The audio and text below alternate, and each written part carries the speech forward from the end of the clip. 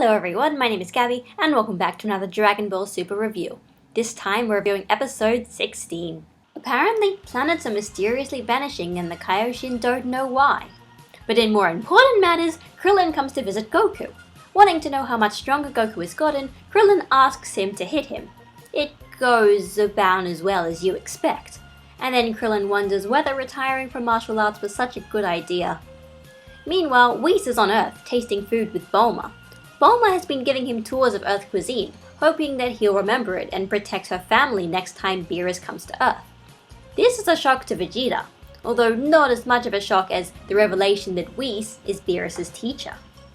Then, when Whis tells Vegeta that he might be able to surpass Goku one day, Vegeta leaps into action, demanding that Whis train him, and he decides to use the only bargaining chip they have: food.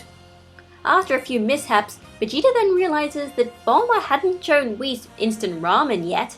He gives it to Whis, and Whis is so impressed by that food that he agrees to train him. So with a new outfit made by Bulma, Vegeta leaves with Whis, heading to Beerus' home planet.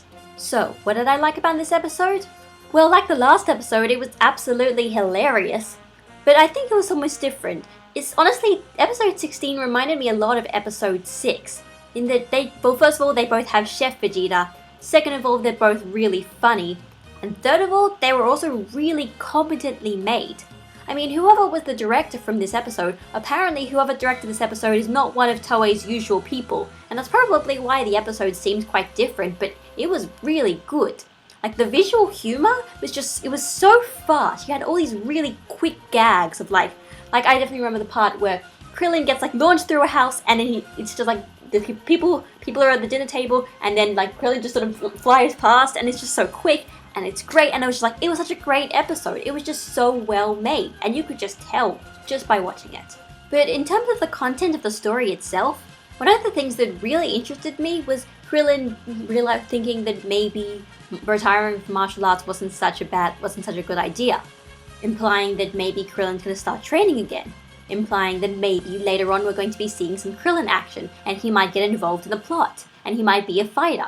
And that is really, really interesting because it's the first sort of official confirmation we've gotten that people other than Goku and Vegeta in the Dragon Ball Z supporting cast are actually going to fight. Which I'm really, really excited about. I want to see Krillin. I want to see Krillin train again. I want to see Krillin fight. That would be awesome. Also, holy crap, the Bulma and Vegeta interactions in this episode were just priceless. It's really weird because Bulma and Vegeta's relationship, in inverted commas, they didn't really have any on-screen chemistry in the manga. Any sort of significant interactions between Bulma and Vegeta mostly just happened in the anime and in fan fiction. Basically in fan fiction.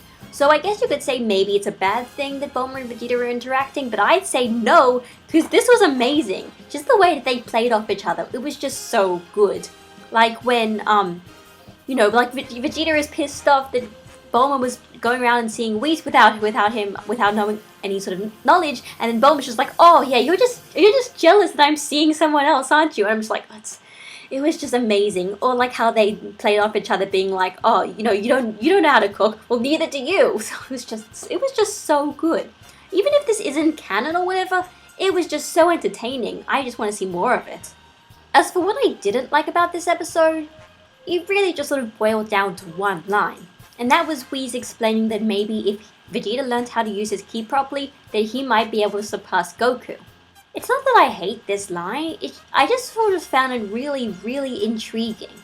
Because the way they were talking about that, and honestly the way Vegeta's character has been going around for all of Dragon Ball Super, they're almost implying that at some point in Super he is going to surpass Goku. I mean, even if it is just temporarily, but at some point he is going to.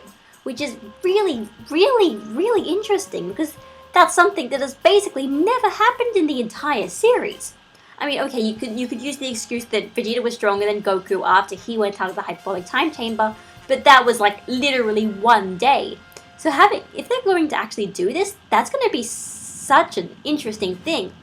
And that I think that could also be a bad thing, not necessarily a bad thing in terms of character or whatever, but just a bad thing in terms of what do you do after that? If Vegeta gets stronger than Goku, what does he do? what is his motivation anymore? If that's his motivation and he's done it, is he going to keep training? Is he not? What is he going to do? And that's what I'm really curious about. I had set up a poll on my Twitter just to randomly ask people about it, and it seems to be split 70-30 to Vegeta surpassing Goku is like the best idea ever. So obviously you guys agree that it would be cool. Really, my question about this is just, what direction are they taking Vegeta's character? Because the fact of the matter was, his character arc ended pretty well at the end of the Buu Saga, so I'm not really sure what they're doing with Vegeta right now. So far, the only thing that we've really been seeing is just sort of being like, oh wow, Vegeta, you've really changed from that time you were a murderous psychopath. But his character hasn't really been challenged in any way, so I'm just really curious as to what's going to happen. Because one thing's for sure, I don't want Vegeta to suddenly get stronger than Goku for no apparent reason. I want him to actually have a reason, and a reason that's not just like slapping Bulma again. You know, something different. I just don't want power-ups without context. As for next episode, after finding out that Vegeta's going training, Goku doesn't want to miss out either. But how is he supposed to deal with Chi-Chi? I have no idea what is going on in the next episode just based on the preview. There's a lot of stuff there. There's baby Pan. Pan is going to be born. There is Gohan. There is Great Saiyaman. Great Saiyaman is back, guys. And everyone in the Resurrection outfits, all redesigned, everything. And yeah, let's just say I'm really hyped for next episode. Although I've got to say, if episode 17 is going in the direction I think it's going, this is going to be the weirdest and most unlike Dragon Ball episode we're probably ever going to get. So yeah, I really liked Dragon Ball Super episode 16. It was well made once again, and you could tell it was well made. They didn't make much things in comic relief. Everyone felt like they were in character, despite what even if other people might complain otherwise. It was just hilarious, and it raises a whole bunch of really interesting points that might come up later on in the series, and I really want to see those followed up on. I mean, honestly, Super is on a roll lately, and obviously, while I know Resurrection F stuff is going to start soon enough, and then we will get into more, material that we know already, I'm wondering how they're going to do that. Maybe it might even be better than Resurrection F. Let's just hope. So this is Gabby signing out, and I'll see you all next week. Bye, guys!